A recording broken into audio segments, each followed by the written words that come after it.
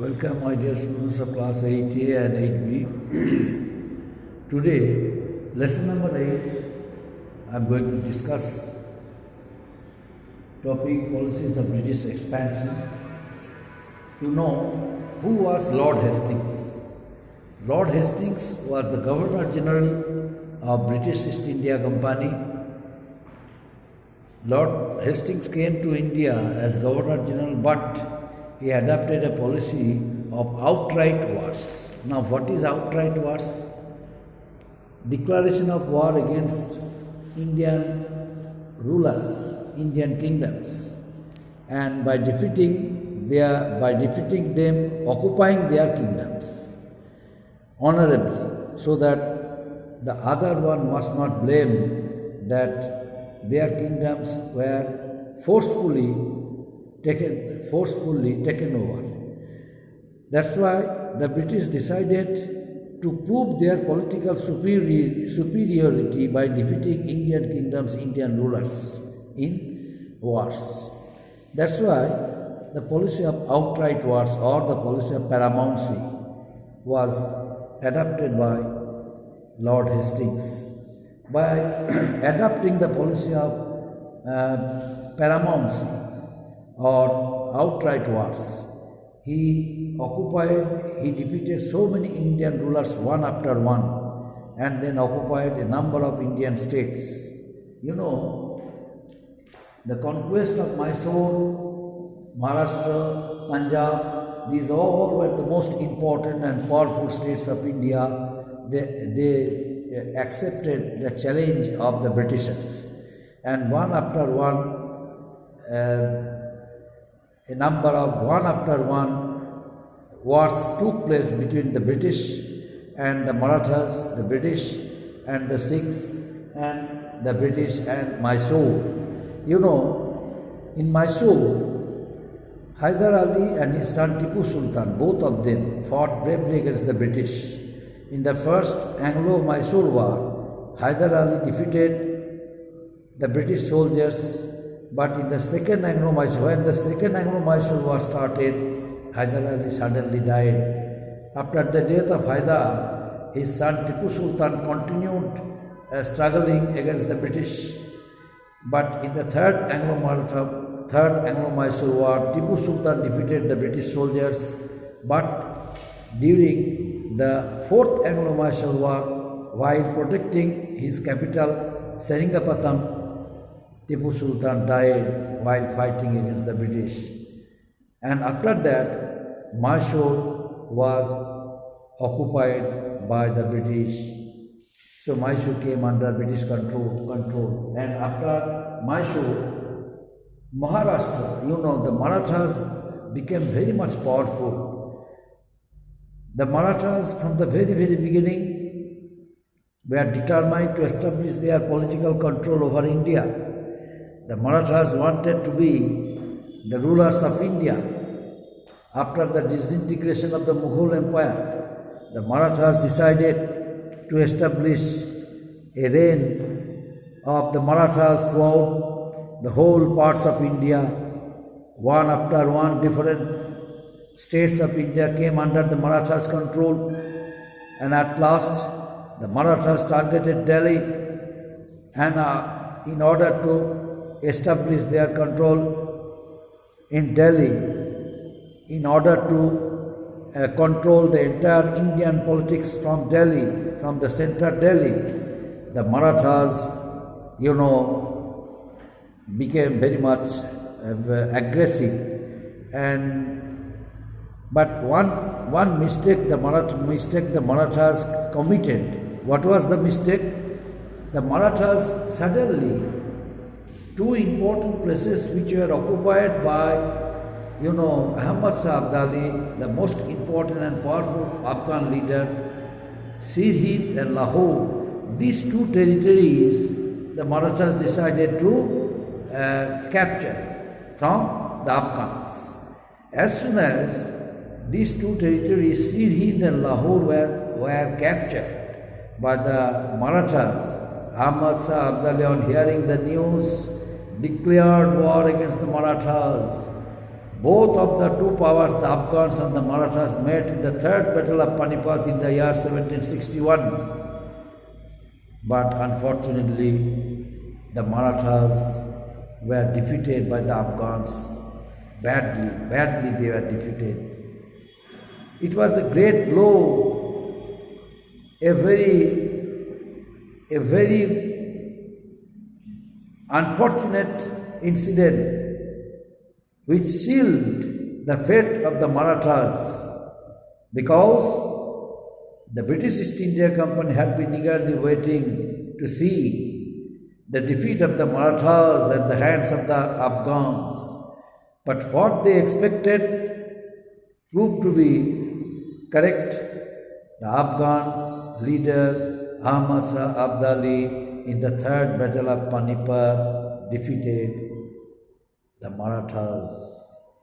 So the dream of making an all Indian kingdom by the Marathas nipped in the bud. They could not realize it.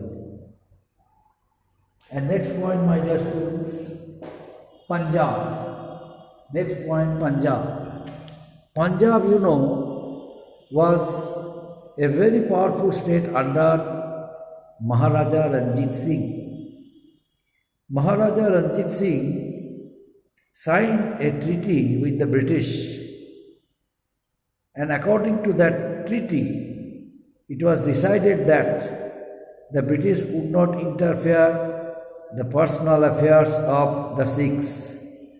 Neither Maharaja Ranjit Singh would occupy the territories of the Britishers, nor the Britishers would take any attempt to capture Sikh territories. So there, under the terms of a treaty between Maharaja Ranjit Singh and British East India Company, both of them remained peaceful, and this relationship, this peaceful coexistence continued till Maharaja Ranjit Singh was alive. But after the death of Maharaja Ranjit Singh, the British took its advantages. They broke the terms of the treaty between the British and Maharaja Ranjit Singh, and during the crisis period after the death of Maharaja Ranjit Singh, a war of succession started.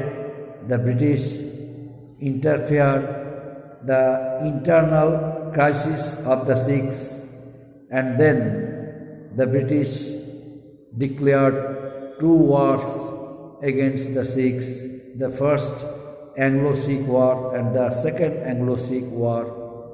But after defeating the Sikhs, the British captured the Sikh territory, and afterwards Dalip Singh came under, the son of Maharaja Ranjit Singh, Dalip Singh came under British control. So by this way, the British also occupied Punjab. So Mysore, Maharashtra and Punjab came under British control. Afterwards, Lord Dalhousie introduced a policy of doctrine of lapse. What is the policy? What is the term of the policy of doctrine of lapse? Doctrine of lapse was a policy of the British. Under the terms of that policy, no Indian ruler's adopted son. Suppose one Indian ruler died without leaving any natural heir and adopted one son.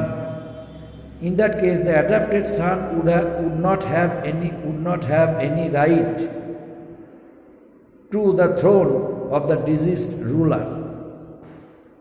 In that case, the deceased, in that case, the adopted son would have only only the personal properties of the deceased ruler, but not the territories and lands of the deceased rulers. The territories and lands and entire state would come under British control under the terms of the doctrine of lapse. But many Indian states and their rulers, without having any natural hair, died, and their widows adopted son, but the British did not recognize them to be legal heir to the throne. And by this way, number of Indian states came under British control.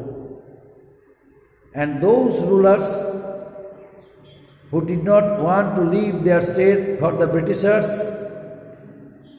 they accepted the challenge of the British. As a result, war took place between the British and different states who did not want to be a part of the doctrine of lapse. So after defeating the states, the British captured a number of states. For example, Satara, Nagpur, Jhansi, these were the states. They all threw challenges for the Britishers. They did not want to sacrifice before the British. Ultimately, the British declared war against them, but they were defeated by the British. So these states came finally under the British control, Satara, Nagpur and Jhansi. Besides, Kanpur also came under British control. Ayodhya,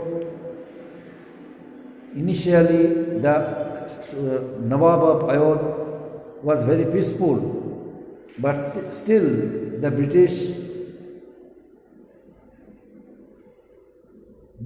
wanted to capture Ayodhya because of its natural resources. Huge natural resources were there. The Britishers wanted to utilize it for their industries in England. That's why they brought false allegations against the Nawab Wajid Ali Shah of Ayodhya. As a result of it, Ayodhya was annexed by the British. You know, Wajid Ali Shah, Nawab of Ayodhya, was a very peaceful man, and he was the person became very much loyal to the British. And the British decided to annex the large territories, Ayodhya. But how? By bringing false allegations against the Nawab of Ayodhya.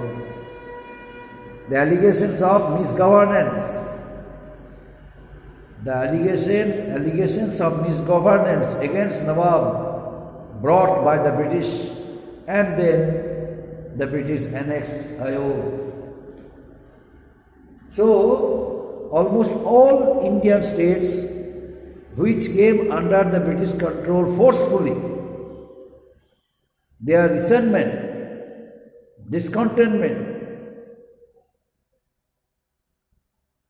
forced them to be united, and that wave of anger also influenced Indian sepoys. As a result, in the year 1857, the first war of independence took place, my dear students. In the year 1857, the first war of independence took place. Although in different states of India, Indian rulers continued struggling against the British, yet the British suppressed the first war of independence. The British suppressed it. How? The British suppressed it because the Indian states had no unity. And this first war of independence, which was started against the British, could not become an all Indian revolt, because the revolts took place throughout India, but scatteredly, not unitedly. There was no unity among Indian rulers. As a result, the British was able to crush the revolt of 1857. The revolt of 1857, although was crushed by the British, yet it left a good image of the Indian people, Indian rulers, that they could raise their voice against the British. They could organize themselves to form any revolt, to organize any revolt against the British. Before the revolt of 1857, there was no revolt on the part of Indian rulers for the Britishers. So it was the first revolt, first agitation against the British. The Indian people, the Indian rulers started, which resulted in a number of changes in the system of administration under the British East India Company. The rule of the British East India Company ended, and the rule of British Queen Victoria started. Number of facilities for the Indian educated people who were working in the administration, who were working as soldiers in the British Army,